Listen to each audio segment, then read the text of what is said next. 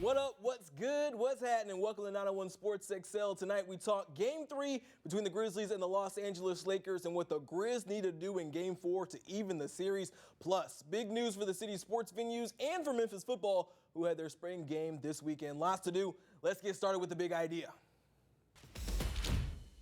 Tonight's big idea, we head to LA where the Lakers showed no mercy in Game 3. There you see Dillon Brooks and LeBron James, little pregame chat to be on the fly on the wall there. A slow start doomed the Grizzlies 35-9 after one is the largest first quarter deficit in NBA playoffs history. 9 points, the lowest quarter by any team this year, but the Grizz finished the half strong. A 10-0 run in the last 2 minutes of the half, and they're down just 16 points.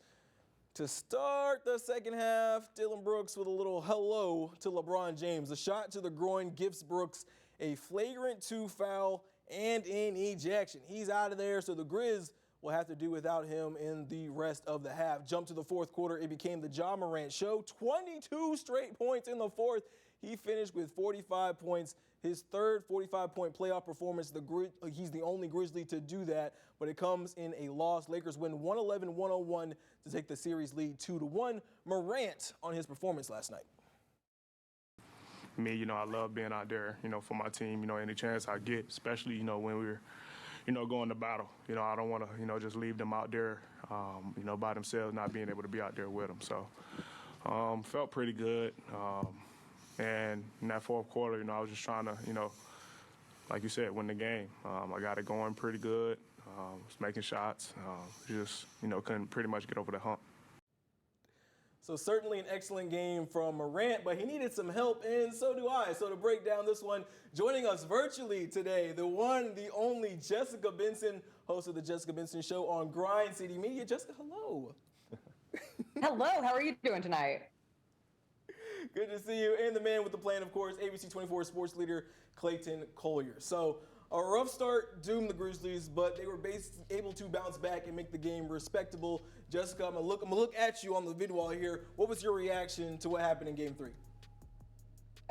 Disappointing start is kind of a euphemism to score just 9 points in that first quarter. It was as disappointing as it could get. Fewest in a first quarter in franchise history, fewest points a team has scored in the NBA this season. And when you're the Grizzlies looking at that game specifically as a must win, a tone shifter as it goes to Los Angeles. Sure, on the other side, you have the Lakers playing their first playoff game in Crypto.com Arena. So a lot of energy on that side as well. But to get Ja Morant back and you go out and score 9 points in the first quarter made it pretty insurmountable for this team to come back for. That said, you got a spectacular night from Ja Morant, right? And that was his best performance since he's come back from his suspension. He was incredible, looked increasingly comfortable with that hand as the game continued to go on. And so if you're looking for a main positive to take away, I think it has to be Ja's 45 points in the game, 13 assists, 9 rebounds, made 6 threes. You heard LeBron James glowingly speaking on Ja Morant after that game, talking about when a great player like Ja goes off like that, there's nothing you can do. They tried to pack the paint. He goes and makes 6 threes. Cool. So now it's just a matter of the rest of this team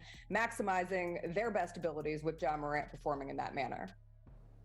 Yeah, excellent points there, Jessica. Clayton, on your end, what was kind of your reaction to what happened there? Obviously, Morant shined down the stretch. Do you think there's worry for Game 4?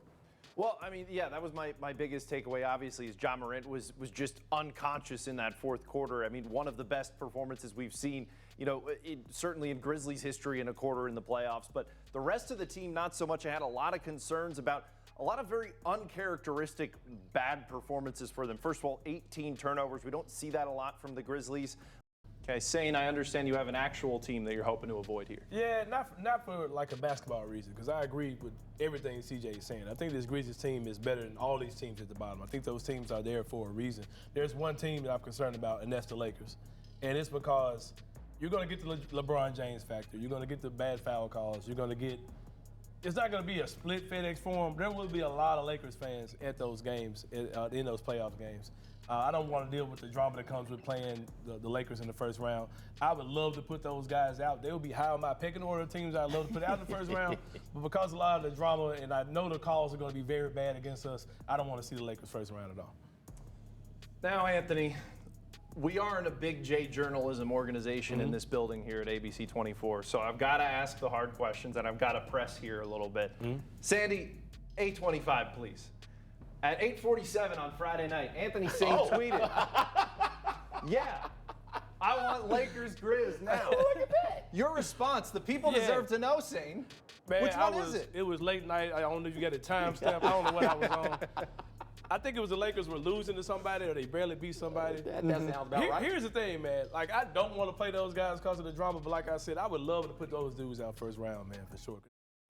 What up? What's good? What's happening? I'm Avery Braxton. I've got your 901 Sports Report. Big day. The NFL starts tonight, and we are 2 days away from Tigers football. In any football game, you want to establish a solid run game to help open up your total offense. It appears Memphis may have two guys who can do just that. Blake Watson and Sutton Smith dominated on the ground against Bethune-Cookman last week. They combined for 190 yards rushing and 5 touchdowns. You'd love to see that again against Arkansas State this weekend, but Ryan Silverfield says the relationship between the two bodes well for the rest of the season.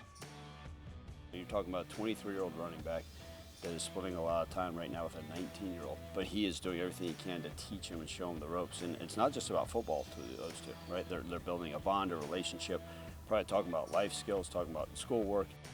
We saw our last edition of Jackson State versus Tennessee State in 2022's version of the Southern Heritage Classic. Now there is a new tradition beginning this year. Arkansas Pine Bluff will replace Jackson State in the annual HBCU Classic in Simmons Bank Liberty Stadium. Coach Eddie George and Tennessee State will remain, and Coach George says he's glad his team gets to return to Memphis for the foreseeable future. It's great for college football. It's great for both programs. It's great for HBCUs to have a game in Memphis. It brings a great deal of revenue and excitement and energy in that area. And it's something that our fan base is very passionate about. And of course, the Southern Heritage Classic is this Saturday. If you can't make it down to Simmons Bank Liberty Stadium, have no fear. ABC 24 and CW30 have got you covered. You can watch the game on our air. Make sure you tune in to the CW at 6 p.m. Well, that's your 901 and 91. More news after the break.